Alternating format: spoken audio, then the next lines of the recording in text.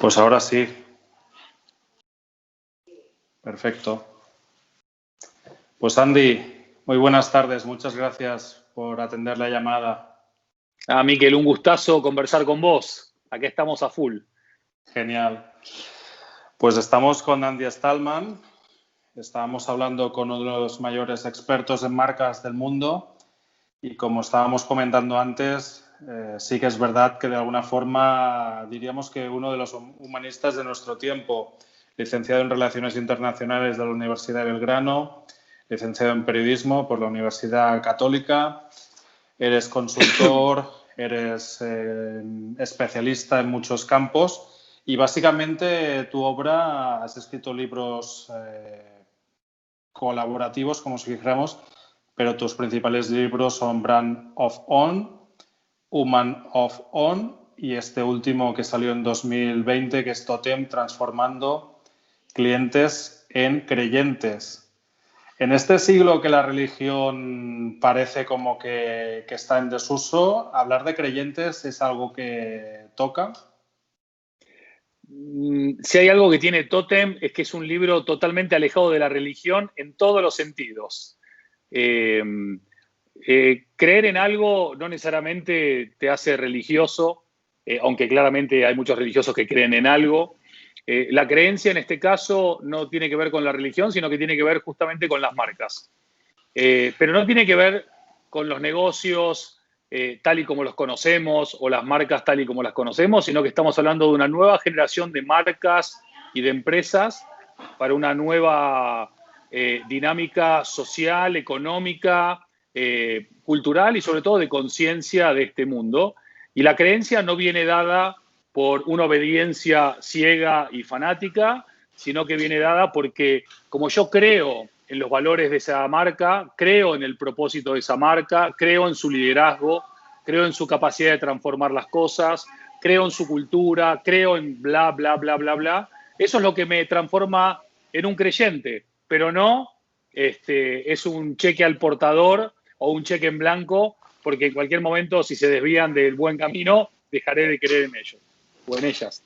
Correcto, hablas que las marcas son estos tótems en torno a los cuales nos juntamos para celebrar, para compartir, para disfrutar, para experimentar, para aprender una palabra que parece que a veces está en desuso. Y justamente decías esto, ¿no? Los clientes demandan cada vez más que las marcas no solo tengan beneficios funcionales, sino que tengan un propósito y un compromiso social. ¿Estamos en el siglo del propósito? Sí, sí, sin duda alguna, las marcas sin propósito van a tener muy difícil el poder crecer y desarrollarse, así como tampoco podrán crecer y desarrollarse marcas que no se apalanquen en valores reales y tangibles, marcas que no sean éticas, marcas que no cuiden de manera honesta y auténtica no solamente el medio ambiente y el entorno, sino también a la sociedad y a las personas. Estamos dejando o despidiendo un mundo que está empezando a morir o un modelo de mundo que está empezando a morir y estamos empezando a recibir un nuevo modelo que está empezando a nacer, pero nos encontramos justo en el medio. O sea, lo viejo no murió y lo nuevo no terminó de nacer y en el medio estamos nosotros tratando de, como los grandes malabaristas, atravesar el caos de la manera más ordenada posible. Uh-huh. Y justamente lo decía en la presentación, al final te catalogan como un gran experto en en branding, pero en verdad eres un humanista que de alguna forma, de forma transversal, hablas de marcas, hablas de empresas, pero sobre todo pones al humano, al ser humano en el centro de este nuevo mundo, ¿no? Bueno, a mí me encanta que algunas personas puedan recibir eso y percibir eso porque realmente me siento eso. Y además tengo ese compromiso. Mi compromiso es poder crear o transformar marcas mejores, porque de esa manera marcas mejores pueden generar una sociedad mejor y si tenemos una sociedad mejor, mejor el mundo. Con lo cual, la ambición es grande, pero la pasión también lo es. Y en el fondo de todo este asunto está que las marcas son personas, las empresas son personas, los clientes y los creyentes son personas. Y lo más importante de esta época es entender de personas, porque quien entiende de personas entiende de todo lo demás. Por eso dijiste la palabra mágica que es aprender. Hoy toca volver a aprender cosas viejas que hemos olvidado, pero empezar a aprender cosas nuevas que están naciendo. ¿Qué aprende Andy Stallman de este año que estamos viviendo, de estos meses en los que nos encontramos? Bueno, la verdad que es un año de aprendizaje increíble, muy intenso. Quizás los aprendizajes más grandes están más orientados con conocerme mejor a mí. No lo digo desde el egoísmo, ¿no? De ignorar el entorno, pero creo que al final cuando uno aprende luego puede compartir e inspirar, ¿no? Un aprendizaje muy importante tuvo que ver con el desconocimiento de la incertidumbre en su expresión más amplia. Un viejo aprendizaje es que me recordaron de que no soy invulnerable y de que no soy invencible y de que no soy infinito, más allá de mi apellido de superhéroe, Stallman, el hombre de acero. He aprendido que no sé casi nada, incluso de lo que pensé que sabía, y he tenido que hacer un retrabajo de reaprendizaje increíble. Y he aprendido que en este mundo en donde se habla tanto de odio y de grieta y de enfrentamiento y de extremismo, hay muchísima más gente generosa, agradecida, entregada, solidaria, pero que tristemente los pocos que son malos hacen mucho más ruido que los muchos que son buenos. Y una de las cosas que me he propuesto también es intentar dar más voz a los buenos, ya sea en el mundo de la marca, en el mundo de la academia, en el mundo en general. Más un montón de otros aprendizajes que podría estar toda la entrevista mencionando, pero tampoco quiero aburrir al personal. En todo caso, es verdad, ¿no? Es decir, a veces en el caso de las redes sociales se habla como de basureros, de lugares donde hay mucho criterio, que no eso escuchamos poco, pero en verdad yo en las redes sociales en un porcentaje muy grande he encontrado a gente maravillosa, te he encontrado a ti, te he empezado a leer a ti desde hace unos años, te he conocido y al final yo creo que es donde aquí aprendemos, compartimos, nos desarrollamos. El tema de redes sociales es como que se está polarizando mucho entre una opinión muy desagradable, ¿no? Bueno, como todo lo nuevo en la vida, primero genera el efecto sorpresa, después genera el efecto consolidación y después genera el efecto rechazo. No, es la historia del ser humano con otros medios también. Las redes sociales tienen una gran virtud y esa virtud es que reflejan, proyectan gran parte de lo que es la sociedad. Nosotros no empezamos a ser vanidosos o egoístas por las redes sociales. Ya lo éramos. Ahora se amplifica porque tenemos estos mega amplificadores. Creo que el gran problema que enfrentan las redes sociales ahora no son estas discusiones o estas confrontaciones, sino que es el rol de los algoritmos. Los algoritmos nos están creando mundos felices en donde toda la gente que piensa como tú sale en tu timeline o en tu muro o en tu perfil y ves poco de otros mundos, con lo cual lo que es la diversidad de pensamiento o la riqueza de creación está muy sesgada por lo que decide el algoritmo y no por lo que decides tú. Y eso es algo que me preocupa mucho más que un hater que me pueda decir algo a mí o a ti, que obviamente ni lo estoy endosando ni validando. No me parece bien que nadie tenga que hatear a nadie. Pero creo que en los niveles de manipulación a los que hemos llegado son verdaderamente muy preocupantes, porque la mayoría de gente no se está dando cuenta ni es consciente de que está siendo manipulada a niveles no te digo adicción, pero podría decir adicción también, ¿no? Claro, aquí en Totem hablas mucho del mundo digital, de la tecnología, y dices que hemos creado una sociedad tecnocéntrica. Va un poco por aquí, es decir, el algoritmo nos domina demasiado. Sí, hoy estamos bajo la dictadura del algoritmo, que el algoritmo decide qué tenés que ver si te perdiste algo o a quién tenés que seguir. A mí la única esperanza que me da todo esto es que en general cuando me recomiendan cosas en las diferentes redes me recomiendan muy, muy mal, lo cual me da la esperanza de que en realidad no me conocen muy, muy bien. Pero evidentemente la tecnología, ¿para qué la crea el ser humano? El ser humano crea la tecnología para tener algo a su servicio que le otorgue tiempo libre o que le ayude en su trabajo o que le simplifique la vida. Y en vez de poner hoy a la tecnología a nuestro servicio, hemos puesto a la humanidad al servicio de la tecnología. Por eso propongo el despertar la conciencia para dejar, no para dejar la tecnología, pero para dejar de ser una sociedad ya ni siquiera tecnocéntrica, te quiero decir smartphone-céntrica, por hablar en un idioma que todos nos van a entender más todavía, y deberíamos retomar esta humanidad humanocéntrica, donde el ser humano vuelva a estar en el centro y que despertemos verdaderamente de eso. Tú me dirás, ¿y por qué no lo hacemos? Y porque es mucho más fácil poner un like, poner un retweet, poner una crítica, que verdaderamente hacer una introspección de qué tipo de sociedad hemos construido y hacia qué tipo de sociedad queremos dirigirnos. Por supuesto. Y aquí, Andy, en el concepto de transformación digital, ¿dónde entran las personas?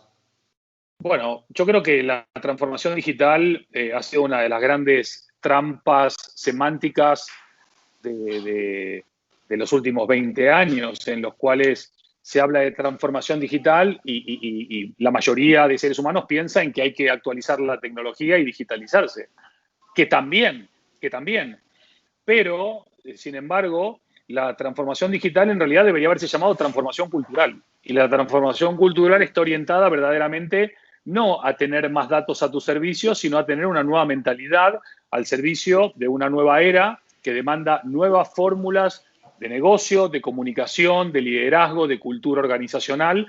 Y si no cambias desde la mentalidad y desde las personas, la aplicación de la tecnología va a tener muy poco sentido. Ahora bien, la combinación entre lo uno y lo otro es claramente una apuesta exitosa de presente y de futuro, ¿no? Y las personas en este contexto, a veces se deriva como que las emociones es algo secundario en este mundo tan tecnológico, tan racional. ¿Dónde quedan las emociones en este mundo? Yo creo que uno de los pocos beneficios que nos ha aportado esta crisis ha sido que la gente se reconectó con la emoción humana. La gente se reconectó con uno mismo. Si vos le preguntabas a la gente en medio de la cuarentena, ya por abril o mayo acá en España y otros meses en otros países de Latinoamérica o de Europa, la gente echaba de menos el abrazo, el beso, la charla de café, el abrazo a la abuela, el encontrarse con los amigos, el salir a cenar en grupos. Casi nadie echaba de menos una nueva aplicación o alguna nueva herramienta tecnológica. Casi toda la demanda de la sociedad estaba orientada a factores eminentemente muy humanos. Y en este contexto, creo que se ha hablado mucho de la crisis sanitaria, se está hablando mucho de la crisis sanitaria, de la crisis económica, de la crisis social, de la crisis de liderazgo, de la crisis mundial y tantas otras crisis, pero se habló muy poco de la crisis emocional. Y este año ha sido un sacudón emocional para casi todos, en casi todos los ámbitos, laborales, familiares, relacionales, de pareja. Algunos han perdido gente, otros no la han perdido, pero la han pasado mal. Otros han visto partir, otros no han ni tenido la posibilidad de despedirse. Otros han perdido su trabajo, otros han cerrado su empresa, otros han tenido un montón de oportunidades.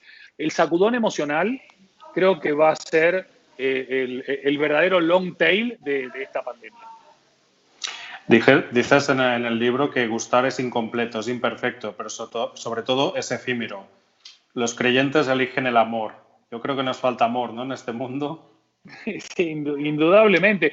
No creo que nos falte, creo que lo que falta es volver a perder el miedo a amar, poder sacarnos los temores a decir te amo, a decir te quiero, a sentir amor. Hoy todo es tan, como vos decís, efímero. Vivimos en esta también dimensionalidad en donde estamos a un clic de prácticamente todo, menos de construir una relación, menos de construir amor, menos de recibir amor. Y hoy, en este momento de voyeurismo digital elevado a una escala interplanetaria, lo que importa es mostrar culos, tetas y abdominales. Hay muy poca gente que se anime a hablar y a manifestar el amor abiertamente, pero en el fondo necesitamos amor más que nunca. Ujú. Hablemos un poco del mundo de las empresas. Hablas muchísimo de este enfoque más empresarial, de los clientes, de las marcas. En este caso, a mí me da la sensación, desde mi punto de vista de consultor también, que las marcas tienen este propósito o de alguna forma quieren hablar de su propósito, pero aún están pensando muchísimo con el objetivo comercial. Es incompatible, ¿no? Estas dos dualidades.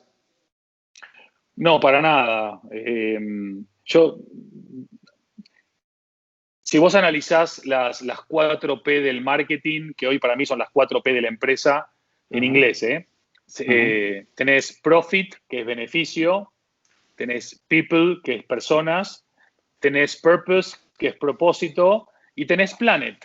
¿Sí? Y las 4P no es que compiten las unas contra las otras, se integran, se complementan, se retroalimentan, se necesitan.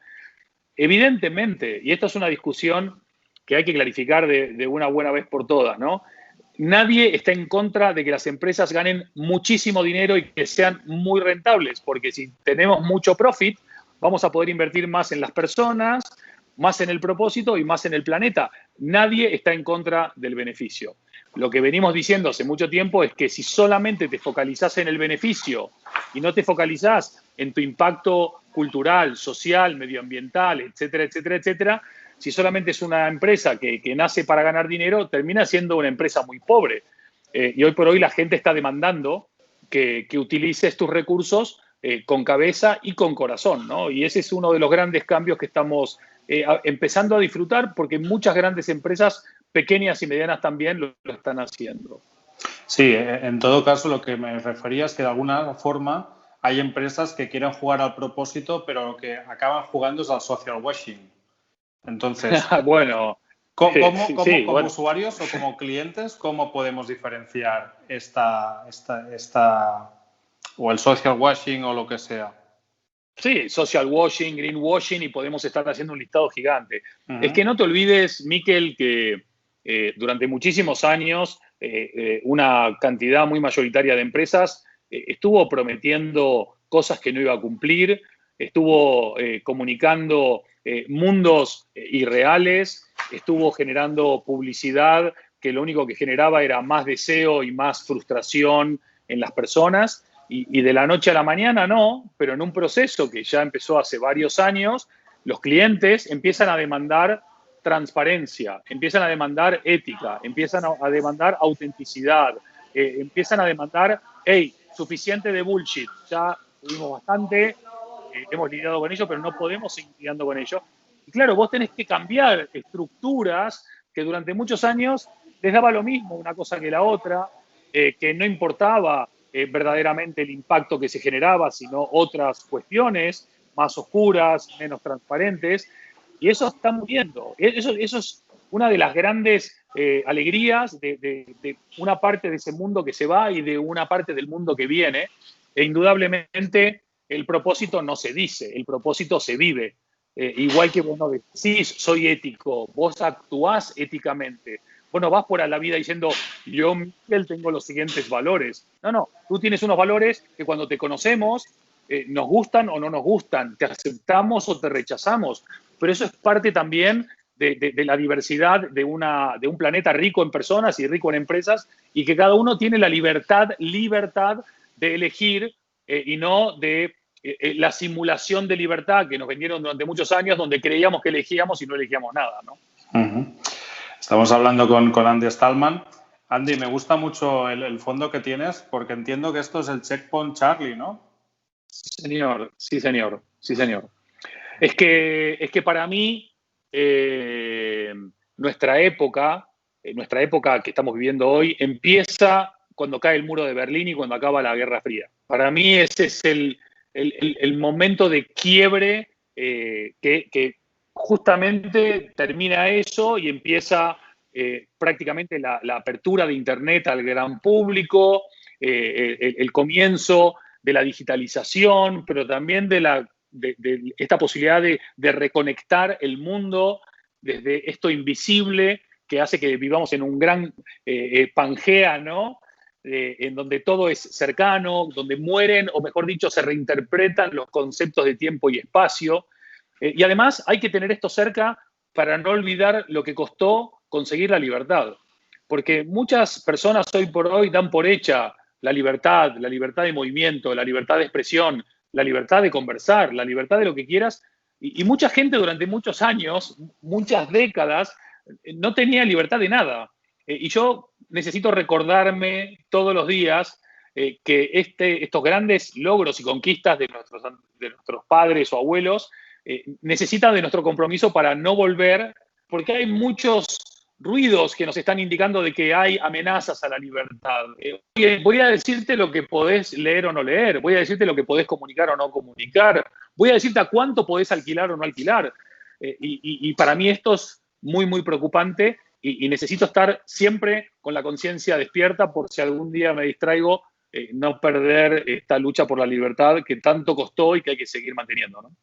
Claro, esta reflexión que haces me la hago yo cada vez que cuando en España o en Cataluña hay elecciones, tenemos derecho a voto, pero el derecho a voto también es responsabilidad, es decir, un deber al voto, teniendo en cuenta que en España vivimos una dictadura 40 años, hemos tenido dictaduras en el siglo XX, en el siglo XIX, etcétera, etcétera. En estos tiempos justamente venimos de un año movido o de diríamos unos 4 años muy movidos en cuanto a la política. Es decir, un personaje que ya sabes que me gusta mucho analizar como es Donald Trump, que ha cambiado los moldes totalmente de la geopolítica, de las redes sociales, de la relación con medios, de muchos campos. ¿Salimos para mejor o está instaurada una visión del mundo en la cual aceptamos a este tipo de políticos? Yo creo que Estados Unidos sigue siendo el lugar donde empiezan las grandes transformaciones, ¿sí? Podemos pensar en Kennedy y la televisión o en Nixon y la televisión. Trump, en definitiva, está utilizando muchas herramientas que utilizó Obama. No nos olvidemos que Obama verdaderamente moviliza sobre todo un público joven. Hablo más del primer term que del segundo, ¿no? Es una elección que nunca se había visto. Nunca se había visto primero un candidato de color negro, nunca se había visto un candidato con esta capacidad de comunicar que fueses estadounidense o chino, querías ver cómo hablaba este tío porque cómo construía, cómo comunicaba, era un maestro de la comunicación y del discurso, pero además cómo utilizaron las redes sociales en su campaña, creo que fue el embrión de lo que luego explotó Trump de otra manera, mientras que Obama jugaba más en equipo, Trump juega más en él, pero si vos analizás la comunicación de Trump en una campaña que tenía perdida antes de empezar y cómo él cambió las reglas del juego para decir, yo en vez de querer generar noticias, voy a hacer la noticia, y sin recursos, y con pocos recursos, y sin aparato, y sin un montón de cosas, el tipo supo atraer la atención hacia él. Y creo que uno de los grandes aprendizajes que nos pone Trump es, en el pasado pensamos que para ser una gran marca a nivel de comunicación tenías que tener un megáfono y hablar fuerte, ¿no? Trump se transformó, en vez de en un megáfono, en un magneto. Él se transformó en un imán que atraía el interés de los medios. Estoy seguro que si los medios hubiesen ignorado a Trump en campaña, Trump nunca hubiese llegado a ser presidente. Pero en eso fallaron los medios y en eso acertó Trump. Ahora, como presidente, el hecho de que vos puedas estar en el Salón Oval o en su habitación en tiempo real, sin 14 filtros, más allá de que te guste o no te guste, es fascinante. Y además, Trump consiguió algo increíble. Vos podés odiarlo o podés amarlo. Lo que no podés es ignorarlo. Pero no porque sea el presidente de Estados Unidos, porque seguramente otros presidentes no han sido ni amados ni odiados. Creo que es un game changer y que, por otro lado, también, lo que voy a decir me va a generar seguramente alguna crítica, es de los pocos políticos que prometieron lo que iba a hacer y lo hizo. Y esto genera antipatía, ¿viste? Pero el tipo ha sido un anti-establishment en el sentido más literal, un rompemoldes, aunque mucho mundo le critica el modo, las formas. Si analizamos 3 o 4 hitos de su administración, veremos que no fue tan malo como tanta gente dice que es. Claro, en este sentido, al menos desde Europa, te explico la visión, es una visión muy simplista, es decir, este tío es un idiota y no queremos aprender nada ni queremos escuchar nada, nos vamos a reír. Y justamente el cambio es lo que estás diciendo, los aprendizajes que tenemos y hemos hecho con Trump. Me parece totalmente acertado lo que comentas. Vamos acabando, Andy. La verdad es que podríamos estar hablando toda la tarde, pero para centrarnos un poco, hablabas de Estados Unidos, pero no podemos ignorar que este siglo también está siendo el siglo de Asia. ¿Cómo se puede enfocar esta nueva visión de alguna forma con un nuevo imperio que se está configurando o que se ha configurado? Bueno, es una de las grandes preguntas que nos estamos haciendo. Yo estudié Relaciones Internacionales. A mí me fascina estas situaciones de cambio de centros o de núcleos de poder, el pendularismo histórico, ¿no? De ir hacia un lado, hacia otro, de una Europa que fue absolutamente dominadora y que hoy es la tercera o la cuarta en discordia y a duras penas. Uh-huh. Yo creo que Estados Unidos, evidentemente, si vos lees la Constitución, empieza con 3 palabras que para mí determinan la gran diferencia con China, que es we the people. Uh-huh. Nosotros, la gente, nosotros las personas. Y también hay mucha manipulación. ¿Por qué?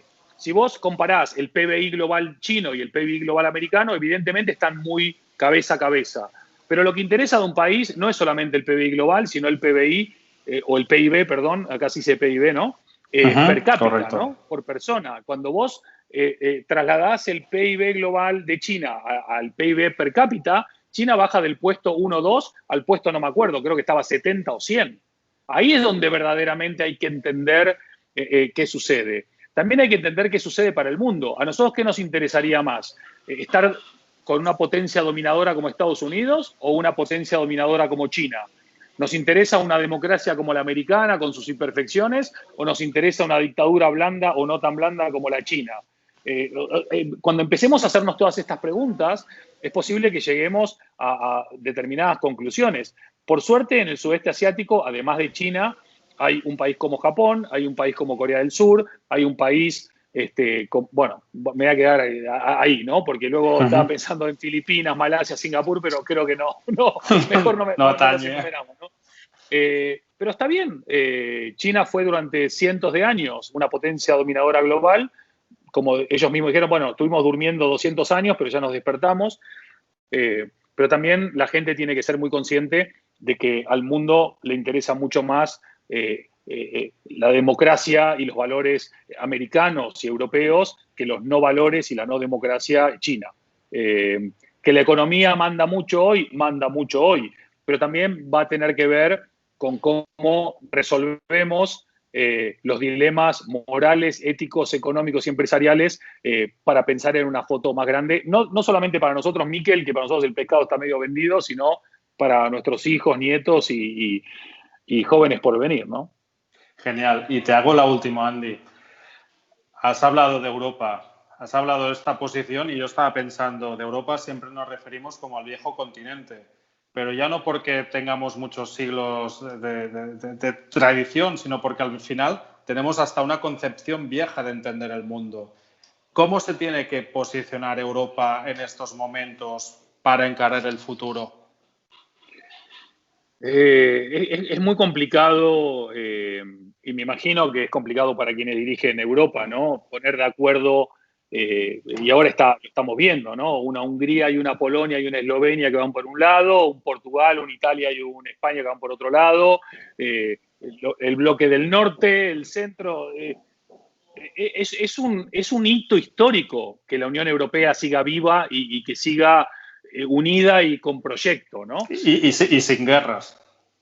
Bueno, creo que uno de los grandes logros de los últimos 70 años justamente es haber podido entrar en el periodo de paz más largo de la historia de la humanidad, que muchos no saben apreciar o valorar. Ujú. Europa quizás tiene que redefinir qué es y qué representa. Creo que si vos lees, yo lo leí y está en Totem bastante reflejado mi pensamiento. Europa verdaderamente es un ámbito de protección de libertades increíble y de paz y de unión, etcétera, etcétera.